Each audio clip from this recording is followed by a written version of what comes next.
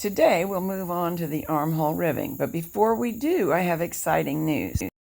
Before it even hit publication, the pattern has now been upgraded to include another yarn and another gauge.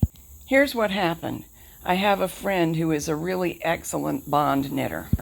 Often she'll test a bulky pattern for me on the bond so as to give me notes that will help other bond knitters. We did that this time, and for her, 4 stitches per inch using Premier Puzzle worked a lot better than the 3.5 stitches per inch of my original design. So I've added her gauge to the pattern, 4 stitches per inch, along with the original one, because I really want this pattern to be accessible to any bulky knitter. For the video series, we're staying with 3.5 stitches per inch and sizes 40 and 42. But the pattern Invests with Men in Mind now has 2 bulky gauges and 9 sizes. Don't sew your shoulder seams yet, because we'll do this in 4 separate pieces. 1 piece of ribbing for each half armhole, fronts separately and backs separately. Hold a front or a back armhole up to the machine and hang the entire edge of it on 33 needles. If you're counting, I'm on 35. That's because the sample is not the same size as we're knitting today. Along the vertical sweep, hang next to the edge column of stitches. Where the underarm bind-off is, hang just behind the bind-off. Divide the fabric evenly along the needles, and you will probably need to ease it in just a bit. If using a ribber, you're going to need to hang some weight on this fabric. I have a specially made comb from my book, Cool Tools, Cheap Tricks, and More, and I'll be using that. If you don't have an appropriate weight for this purpose, you could first begin on waste yarn, hang your ribber comb and weights in the waste yarn, knit in a row of ravel cord so the waste yarn will be easy to separate later. Then do the step we're doing now, hanging the armhole. If not using a ribber and you're manually reforming the ribbing instead, you probably don't need any more than claw weights. You may want to start with the carriage on the left. Here comes my weight. We'll knit 1 plain stockinette row to get things started. This machine is very forgiving, so it allows me to do that with the ribber arm on, running from left to right. Now transfer every other stitch to the ribber bed.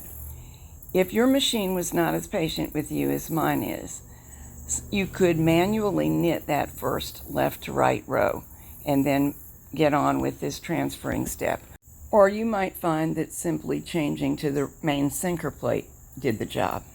We really do need a row of stockinette so as to begin the ribbing. Although there are other ways to start ribbing, this is bulky yarn, pretty close to the limit of what the machine likes to knit, and this using of an extra stockinette row makes it so much easier. If you're going to hand manipulate the ribbing, you don't need to do any transferring, of course. You may just proceed with knitting the ribbing rows and then drop and reform every other stitch. Ribbing stitch size should be considerably tighter than that for the garment in general. I found that 5.5 on my Brother 260 did the job nicely. Knit 6 ribbing rows and then transfer back to the main bed if you used a ribber. If you did not, this is when you ladder down 6 rows and reform. A quick note while I finish transferring, you may have noticed that I knitted the ribbing rather slowly and I pulled down on my weighted comb. That's because we are knitting ribbing at the top of what the machine can manage, and it needed a little help. Didn't complain about it, but it's just a good time and place to be cautious.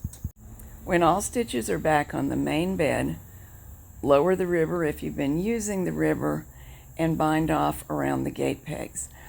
I feel pretty strongly about the bind off because this being right around the armhole and so bulky, it is very much on display, and I feel the chain stitch looks a lot nicer than back stitch in this particular application.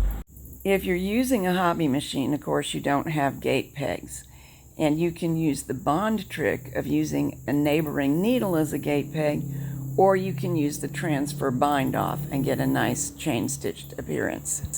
Ribbing always looks nicest if you give it a lengthwise pull, especially true if it's bulky ribbing. And we're done. Do the same thing for the other back and both fronts, and that's it for the armhole finish.